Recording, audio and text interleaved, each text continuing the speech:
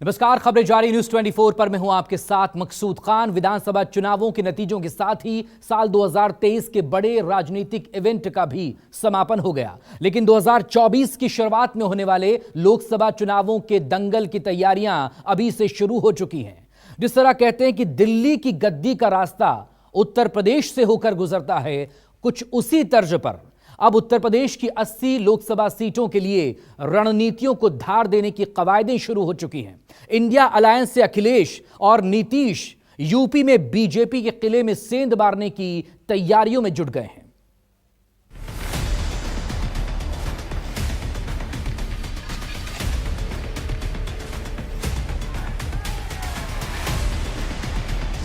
दो 2024 के लिए इंडिया की तैयारी, यूपी की लड़ाई में कौन मारेगा बाजी।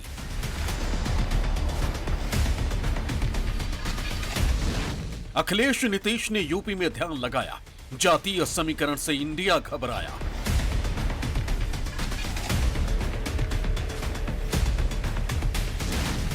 दलित ओबीसी बनाम पीडीए फाइट, एनडीए या इंडिया कौन राइट।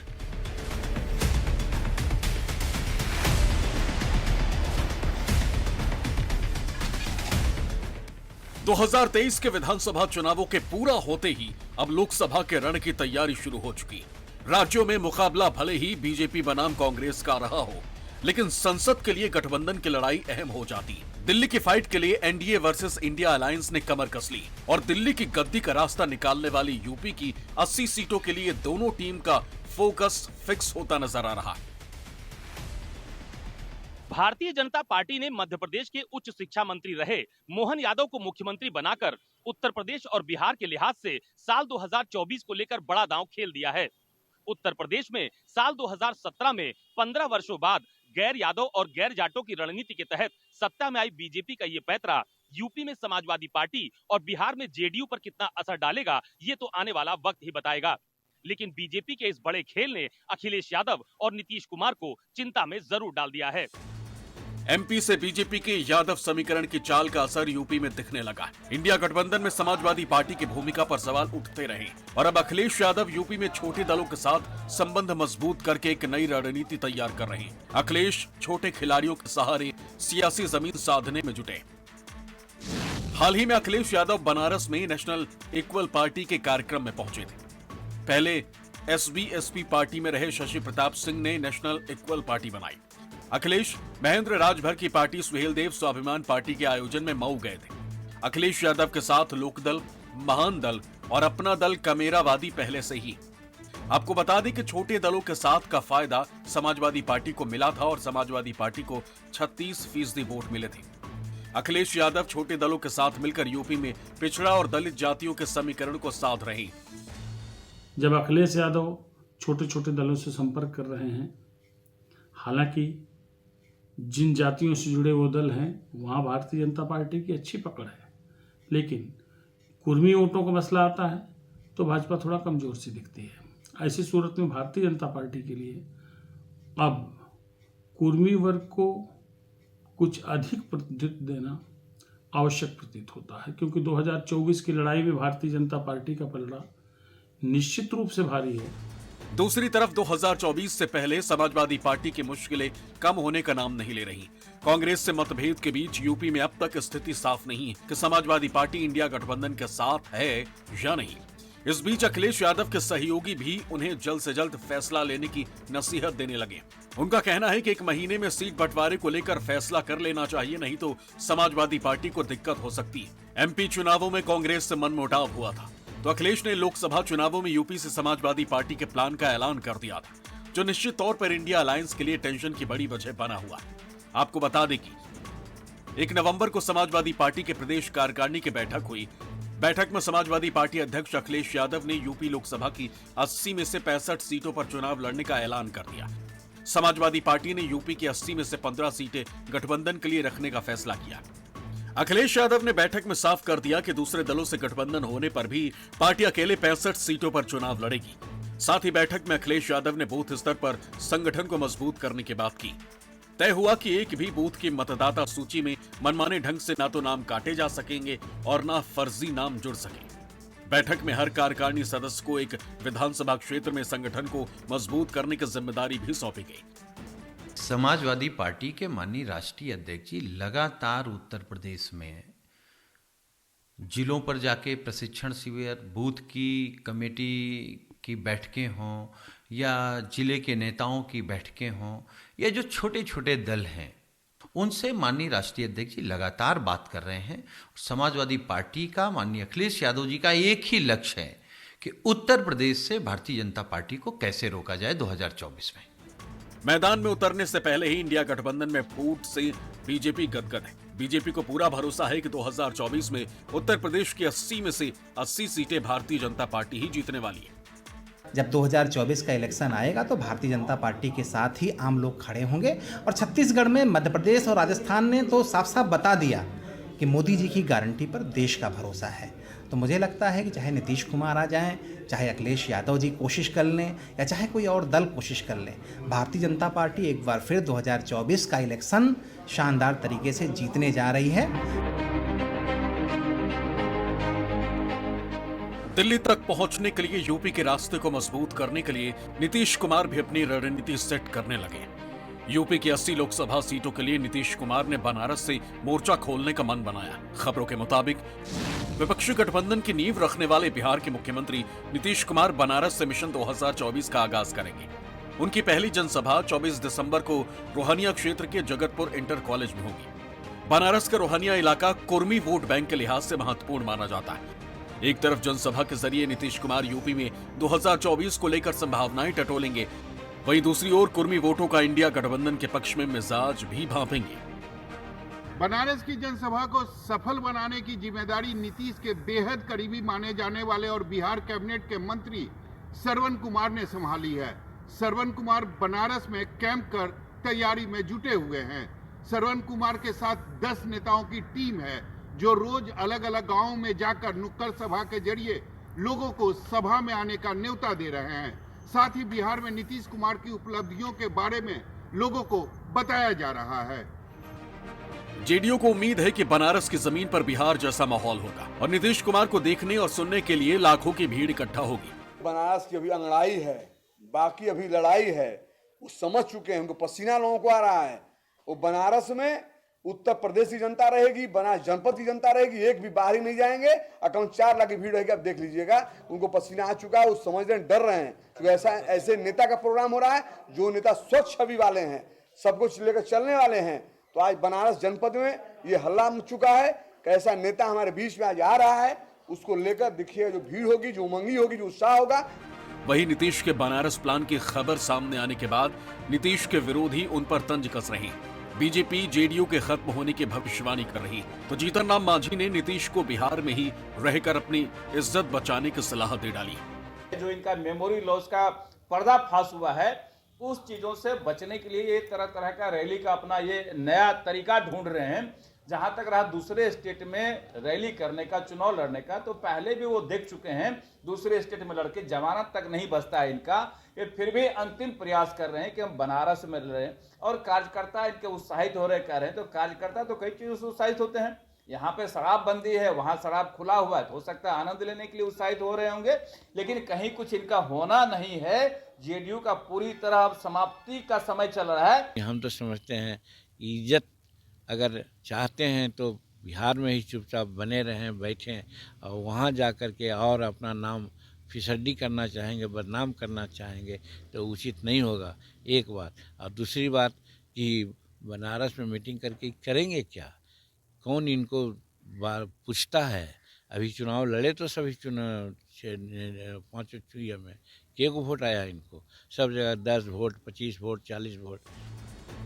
2024 के लिए यूपी में अखिलेश यादव और नीतीश कुमार की तैयारी को लेकर राजनीति के जानकारों और इंडिया गठबंधन के नेताओं की अलग अलग सोच है। बनारस से कुर्मी वोट बैंक को साधने की नीतीश की प्लानिंग को जहां बीजेपी के लिए मुश्किल चुनौती माना जा रहा है, वहीं 3 राज्यों में बुरी तरह हार के बाद कांग्रेस भी बैकफुट पर ही नजर आती है। कांग्रेस को कुछ नहीं कहना। नीतीश कुमार भी एक पार्टी के अध्यक्ष हैं और एक पार्टी के नेता है, मुख्यमंत्री, उनका अधिकार हो, कहीं मीटिंग करना चाहे करें। और अखिलेश यादव का भी अधिकार है कि जिससे मिलना चाहे मिले। कांग्रेस पार्टी अपना काम कर रही है और वो इंडिया गठबंधन के साथ है और इंडिया गठबंधन को बनाकर आगे बढ़ने की कोशिश कर रही है। और बाकी हर एक से मिलने का अधिकार, उसमें कोई हमें दिक्कत नहीं है। स्वतंत्र देव सिंह जैसे कद्दावर कुर्मी नेता के होने के बावजूद कुर्मियों का भारतीय जनता पार्टी के प्रति ज़्यादा झुकाव नहीं है, और अगर ऐसे में अपोजिशन के लिए नीतीश कुमार बनारस में रैली करते हैं या फूलपुर से चुनाव लड़ते हैं तो स्वाभाविक रूप से भारतीय जनता पार्टी के लिए थोड़ी दिक्कतें बढ़ेंगी। यूपी में लोकसभा चुनावों की सुगबुगाहट शुरू हो चुकी और इंडिया गठबंधन की जगह कांग्रेस, एसपी, आरएलडी और बीएसपी जैसे नाम ही सामने आ रहे। सबसे पहले बात अगर कांग्रेस की करें तो पार्टी यूपी में लोकसभा चुनावों को ध्यान में रखकर अपनी रणनीति पर काम करती दिख रही। कांग्रेस ने तय किया है कि अब वो यूपी में सॉफ्ट हिंदुत्व की राह पर आगे बढ़ेगी। उत्तर प्रदेश कांग्रेस की कार्यकारिणी की एक बैठक हुई। इस बैठक में तय किया गया कि जन समस्याओं को लेकर जन आंदोलन शुरू किया जाएगा। प्रदेश भर में परिवर्तन यात्रा निकाली जाएगी। कांग्रेस की ये पदयात्रा सहारनपुर के मां शाकंभरी देवी के मंदिर से दर्शन पूजन के साथ शुरू होगी, जो सीतापुर के नैमिषारण्य धाम पर समाप्त होगी। यूपी के हर जिले में कांग्रेस कार्यकर्ता इसी तरीके से पदयात्रा निकालेंगे और रास्ते में आने वाले हिंदू धर्म स्थलों पर पार्टी के नेता दर्शन पूजन करेंगे। खबरों के मुताबिक ये यात्रा गांवों और शहरों को जोड़ेगी। कांग्रेस की कोशिश हर घर तक पहुंचने की होगी। कांग्रेस की ये यात्रा मेरठ, मुरादाबाद, बरेली, शाहजहांपुर होते हुए सीतापुर के नैमिषारण्य में समाप्त होगी। कांग्रेस पार्टी की नीतियों और विचार को घर घर पहुंचाने के लिए उत्तर प्रदेश में कांग्रेस पार्टी का कार्यक्रम है, जिसमें हम पांव-पांव और गांव-गांव ग्रामीण क्षेत्रों में, डगर-डगर, नगर-नगर शहरी क्षेत्रों में कार्यक्रम शुरू कर रहे हैं, जिसकी शुरुआत सहारनपुर से होगी और समापन उत्तर प्रदेश के प्रसिद्ध तीर्थ धाम, जहां पर 88,000 ऋषियों मुनियों ने तपस्या की थी, नैमिषारण्य में होगा। हमारा उद्देश्य इस देश में सामाजिक भाईचारा, आपसी प्रेम को बढ़ाना है और जो देश को बांटने वाली ताकतें, उनको 2024 में सत्ता से बाहर कर कांग्रेस की सरकार बनाना है। कांग्रेस की तरह ही समाजवादी पार्टी और राष्ट्रीय लोकदल भी साल 2024 के लोकसभा चुनाव को लेकर तैयारियों में जुटे हुए हैं। राजधानी लखनऊ में राष्ट्रीय लोकदल के प्रदेश कार्यालय पर शनिवार 9 दिसंबर को कार्यकारिणी की बैठक हुई, जिसमें प्रदेश कार्यकारिणी ने हिस्सा लिया। बैठक में पार्टी अध्यक्ष जयंत चौधरी ने पार्टी नेताओं के साथ मंत्रणा की और अलग अलग मुद्दों को लेकर चर्चा भी की। लखनऊ में हुई इस बैठक को साल 2024 के लोकसभा चुनाव के लिहाज से बेहद महत्वपूर्ण माना जा रहा है। लोकसभा चुनाव को लेकर सभी पार्टियां मैदान में आ गई। राष्ट्रीय लोकदल ने राजस्थान विधानसभा चुनाव में कांग्रेस के साथ गठबंधन कर चुनाव लड़ा था। इस चुनाव में आरएलडी को सिर्फ एक सीट मिली। सूत्रों के अनुसार इस चुनाव में कांग्रेस की हार के बाद आरएलडी फिर से गठबंधन को लेकर विचार कर रही। यूपी में समीकरण साधने के लिए आरएलडी ने 10 दिसंबर से चौधरी चरण सिंह संदेश यात्रा की शुरुआत की, जो सहारनपुर से शुरू होकर शामली से होते हुए बागपत पहुंची। इस यात्रा के दौरान आरएलडी नेता, खिलाड़ियों और मेधावी छात्र छात्राओं को सम्मानित किया गया। यात्रा के बहाने आरएलडी नेता वोटर्स की नब्ज टटोलने का काम करते रहे। 3 दिन तक यात्रा ने जनपद में मार्च किया और वोटर्स से बातचीत की। चौधरी चरण सिंह संदेश यात्रा 11 जिलों की 55 विधानसभा क्षेत्र से होकर गुजरी। हम 23 दिसंबर से 24 जनवरी 2024 तक कर्पूरी ठाकुर जी की जयंती है और पूरे उत्तर प्रदेश में लोक जागरण अभियान चलाने जा रहे हैं, जिसमें पदयात्रा, गोष्ठी, नुक्कड़ मीटिंग, नुक्कड़ सभाएं, साइकिल यात्रा, पदयात्रा, इन सब का आयोजन कर रहे हैं और जनता को हम देश की हकीकत को बताएंगे, संविधान पर हो रहे हमले की जानकारी देंगे, लोकतांत्रिक मूल्यों और संस्थाओं पर हो रहा कुठाराघात को बारे में हम जन जन को अवगत कराएंगे। समाजवादी पार्टी अपनी बूथ कमेटियां बनवा चुकी है और समाजवादी पार्टी लगातार बूथ कमेटियों की समीक्षा बैठक कर रही है। नौजवानों को बूथ कमेटी में स्थान दिया गया है। वोटर्स को कैसे घर से निकालना है, कैसे वोटर्स के नाम को जुड़वाना है, कैसे पोलिंग वाले दिन जिम्मेदारी निभानी, इन सब पे लगातार चर्चा हो रही है, बैठकें हो रही है। समाजवादी पार्टी 2024 का चुनाव अपने कार्यकर्ताओं के दम पे जरूर जीतेगी। यूपी में समाजवादी पार्टी और आरएलडी के बीच अच्छा तालमेल है। जयंत चौधरी साफ कर चुके हैं कि चुनावों में अखिलेश यादव का बड़ा रोल रहा है। लोकदल में और समाजवादी पार्टी में कोई दिक्कत नहीं और आरएलडी अखिलेश यादव के साथ है और इंडिया गठबंधन में साथ मिलकर लड़ेंगे। समाजवादी पार्टी का पहले दिन से लक्ष्य रहा है कि भारतीय जनता पार्टी का मुकाबला करना है और जब कभी भी हम लोग साथ आए किसी दल के, पूरे सम्मान के साथ आए, तो भविष्य में भी हमारी कोशिश होगी समाजवादियों की कि और लोगों का सम्मान करते हुए साथ लेकर के भारतीय जनता पार्टी का मुकाबला करेंगे। अखिलेश जी की बड़ी भूमिका है और वो बड़ी भूमिका रहेगी और लोकदल में और सभा में कोई तालमेल में कोई कसर कोई कमी नहीं है। दूसरी बात जो अखिलेश जी ने कहा कि जो पार्टी जहां मजबूत है उसको भी बड़ा दिल दिखाना चाहिए और दूसरे घटक दलों को साथ लेके चलना। इसमें कोई दो राय नहीं कि विपक्ष मोदी की नीतियों और फैसलों से परेशान है। मोदी सरकार को हटाने के लिए हर दल पूरी शिद्दत से कोशिश में जुटा है, लेकिन इस बात से भी कोई इनकार नहीं कर सकता कि खुद को सर्वे सर्वा समझने वाली हर पार्टी किसी भी तरह से झुकने या कुछ भी छोड़ने को तैयार नहीं, और हर पार्टी की अपनी महत्वाकांक्षा भी इस गठबंधन पर भारी पड़ सकता है। ताजा हालातों को देखें तो इंडिया गठबंधन के बिखरने को लेकर जो आशंकाएं जताई जा रही उसके पीछे विपक्षी एकता का इतिहास भी एक बहुत बड़ा कारण है। 2019 के आम चुनावों के पहले ऐसी कोशिशें हुई थी, पर यह संभव नहीं हो सका था। वही गठबंधन बनते वक्त कांग्रेस ने कुर्बानी के जो संकेत दिए थे, अब वो कहीं नजर नहीं आ रहा। दूसरी तरफ आम आदमी पार्टी और कांग्रेस के बीच खटास दिल्ली और पंजाब में मुश्किल खड़ी कर रही। साथ ही ममता बनर्जी से भी कांग्रेस की पटरी सही नहीं बैठती है। ममता बनर्जी की नाराजगी के बावजूद जाति जनगणना को मुद्दा बनाने और मुंबई में अपनी सहयोगियों से बिना बात किए राहुल गांधी का इंडिया के मंच से अडानी का विरोध करने जैसे मुद्दों पर ममता पहले ही अपना विरोध दर्ज करा चुकी। साथ ही बिहार में कांग्रेस और आरजेडी के करीबी ने नीतीश की पार्टी जेडीयू के अंदर जमीन खोने का डर पैदा कर दिया। कुछ दिनों पहले कुपवाड़ा में अपनी पार्टी नेशनल कॉन्फ्रेंस के एक कार्यक्रम के बाद मीडिया से रूबरू हुए उमर अब्दुल्ला ने कांग्रेस और समाजवादी पार्टी के बीच की तनातनी पर भी चिंता जताई। ये भी कह डाला कि इंडिया गठबंधन के हालात ठीक नहीं है। विपक्षी गठबंधन उमर अब्दुल्ला की चिंता को खारिज नहीं कर सका और बीजेपी को विपक्षी खेमे पर तंज कसने का मौका मिल गया। देखा जाए तो अफसोस की बात यह है कि आज इंडिया अलायंस की थोड़ी हालत पतली है। थोड़े अंदरूनी झगड़े जो हैं वो देखने को मिल रहे हैं जो शायद नहीं होने चाहिए, खासकर इन 4-5 रियासतों में जहां इलेक्शन हो रहे हैं। पिछले दिनों जिस तरह समाजवादी पार्टी और कांग्रेस के दरमियान एक लड़ाई सामने आई और दोनों कहने लगे कि हम यूपी में तमाम सीटों पर लड़ेंगे, ये इंडिया अलायंस के लिए अच्छी बात नहीं है।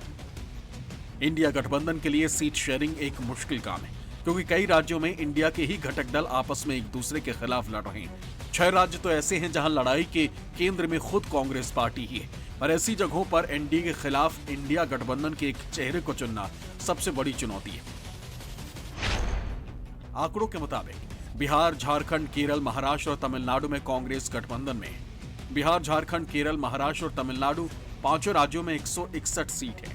बिहार में जेडीयू और महाराष्ट्र में शिवसेना चुनाव के बाद गठबंधन में शामिल हुई। ताजा समीकरणों के मुताबिक केरल में कांग्रेस यूडीएफ गठबंधन में और इसी गठबंधन में चुनाव लड़ेगी। इसके साथ मध्य प्रदेश, छत्तीसगढ़, राजस्थान, तेलंगाना, उड़ीसा, आंध्र प्रदेश, गुजरात, हरियाणा, कर्नाटक, असम और पूर्वोत्तर के राज्यों की 235 सीट पर कांग्रेस का पलड़ा भारी है। आंध्र प्रदेश, तेलंगाना और उड़ीसा सहित दक्षिणी राज्यों में इंडिया में शामिल दूसरी पार्टियों का कोई खास जनाधार नहीं है, और दक्षिण भारत के ज्यादातर राज्यों की सीटों पर कांग्रेस का ही दावा मजबूत नजर आ रहा है। कांग्रेस के टॉप लीडर्स का मानना है कि सब के बावजूद सीट बंटवारे में कोई खास मुश्किल नहीं होगी। गठबंधन की एकता की गठरी की मजबूती पर पीएम मोदी और उनके कारकुन पहले से ही सवाल दागते रहे, और अब इंडिया गठबंधन में शुरू हुई सिर्फ टव्वल ने सरकार को विपक्ष पर हमले का मौका दे दिया। साथ ही सीटों को लेकर शुरू हुई खींचतान ने विपक्ष के एजेंडे पर भी प्रश्न चिन्ह लगा दिया। लखनऊ से अशोक तिवारी और पटना से सौरभ कुमार के साथ ब्यूरो रिपोर्ट, न्यूज़ 24।